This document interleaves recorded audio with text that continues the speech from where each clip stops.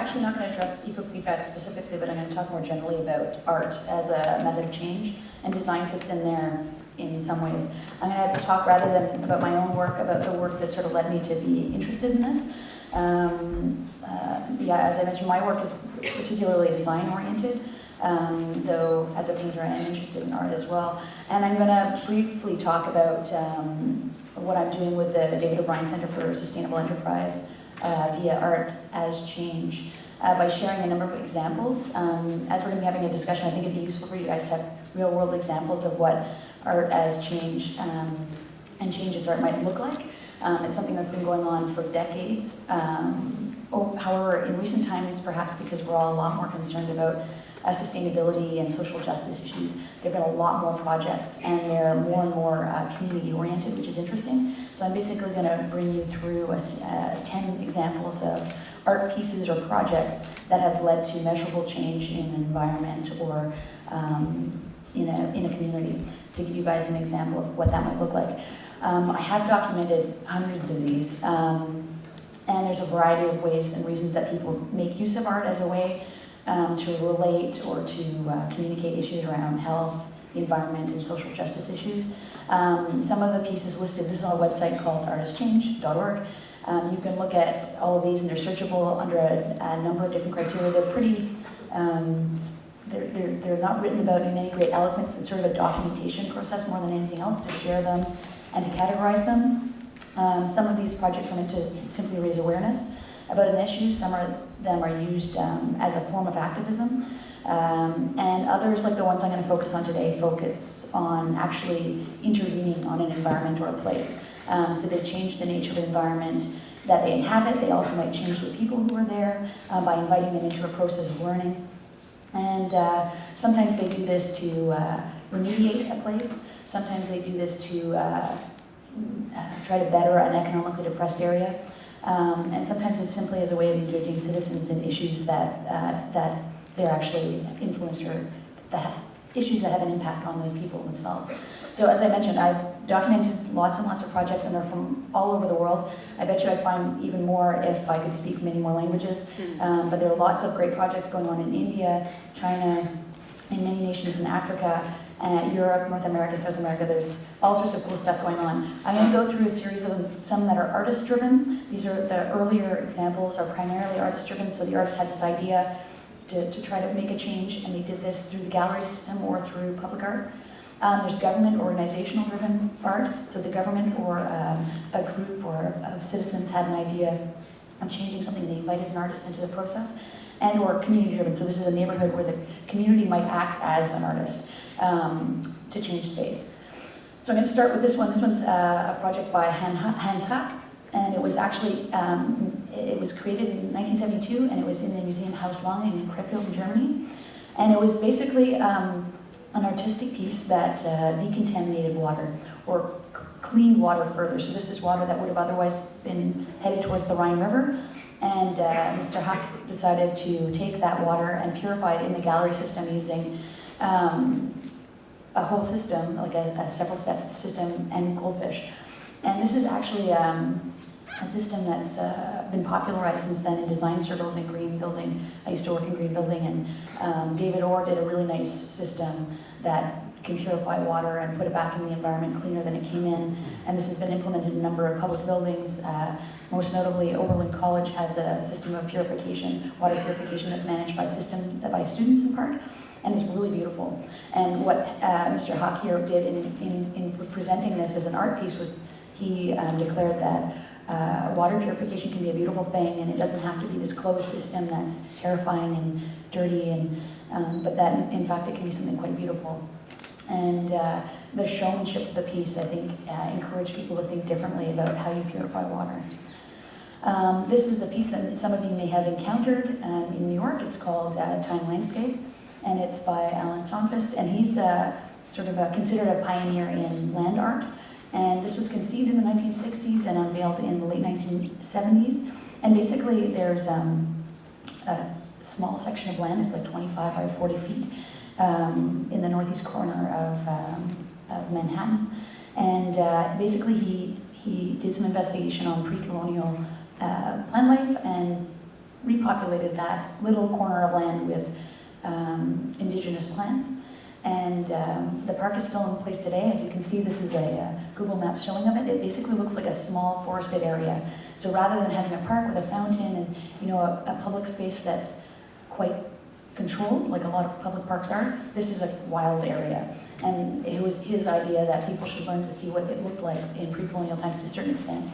And it's still managed today. It's managed today by the city of New York and a collection of volunteers who go in there to check it out to make sure that it's still full of these indigenous plants. And again, this is sort of a pioneering of the land art movement. So it's initiated by the artist and it's maintained by the state. This is another piece that was developed in Germany but has been replicated in North America as well. And it was the idea that this artist, Joseph Beuys, wanted to change the world by repopulating it with plants. And in his project, he looked at oak trees. And they're still growing today. He looked to plant 7,000 of them in Kassel, Germany. And it's also been replicated to a certain extent in New York City. And every year the project continues to grow. So the planting of 7,000 oak trees is a systematic beginning or symbolic beginning to change, and this requires some kind of marker. So these trees, plus a basal column, are intended to mark a change towards more sustainable, more natural processes in art, but also in society. And he was a renowned multimedia artist at the time, and so his move towards this more environmental practices signaled a change in the arts world. This is a more recent, similar, an artist undertook this project, or a few artists in this case, Christopher Carl and Evan Blundell. This project resulted actually in the creation of an organization called, I'm forgetting the name of the organization. Oh, right, Urbana Land Arts, which is a studio that's to establish a focus of blending environmental and cultural remediation. What they did was they took a canoe ride down the Saline Creek in Urbana, Illinois, and they noticed that there was a lot of stuff in the creek. Namely, there was about 50 grocery carts that had just been thrown in there, and there's a lot of industrial waste from the past when these creeks were used as industrial ditches. And they collected this stuff, and they took an old garage station and they converted it into a short-term gallery to show the work that they had done in documenting this. And then they actually from their canoe, hauled all these 50 grocery carts and brought them into the gallery, made them into a garden, and showed people that this creek exists, that these series of creeks exist around Illinois that people weren't using. And they're these natural spaces that were kind of forgotten. And in bringing these things together, they helped to remediate the river and to draw attention to its decline as well. So this is a more modern version of some of these artist-led projects. Here we have an example that took place in the 70s, Art Park New York. So this was part of a rehabilitation of a site that was going to be developed into let's say an entertainment area, an area where people would come and congregate. And basically it's diverted construction waste. The group of artists, the Harrison Studio, Helen Mayer and Newton Harrison, thought, well, we have a lot of land. They basically created a 20-acre flowering meadow out of waste material. So one thing that's very interesting in this project, and something that you see more and more with Arts Project, is there's a way of taking funding that would be devoted towards the art and directing it towards projects that are not just art-oriented, they're also remediation-oriented. So having worked in development, sometimes there are limits in your budget that you can push towards remediation or cleaning or greening a place. And these pieces do a bit of both. So they're artistic pieces in that they're beautiful. This piece was a sort of rolling meadow that was basically trucks would come, dump their waste, get a charitable donation tax receipt because it was an art piece, and they were donating. So rather than just paying to dump, they actually got a donation, a charitable tax donation for doing this and participating in this project. And over the years, this site has changed and responded to the environment that it is, and it created this 20-acre flowering meadow that people could make good use of as an art piece. And that was, again, led by the Art Park Foundation, so there was funding available for this, and the point was to do something with the space, and the artists decided what they wanted to do was to remediate the site and to make use of waste material in doing so. This is an amazing project in Japan. The Ichiko, I'm going to butcher this, Ichiko Tsunari region of Japan is a rural area that is in economic decline. It has been in economic decline for a while. People have been moving away to head to the city for all sorts of reasons. And one way to bring people back, especially young people, to become familiar with the rural areas of Japan, but also the natural environments that are there in these rural areas, they've created this giant project called the Art Field.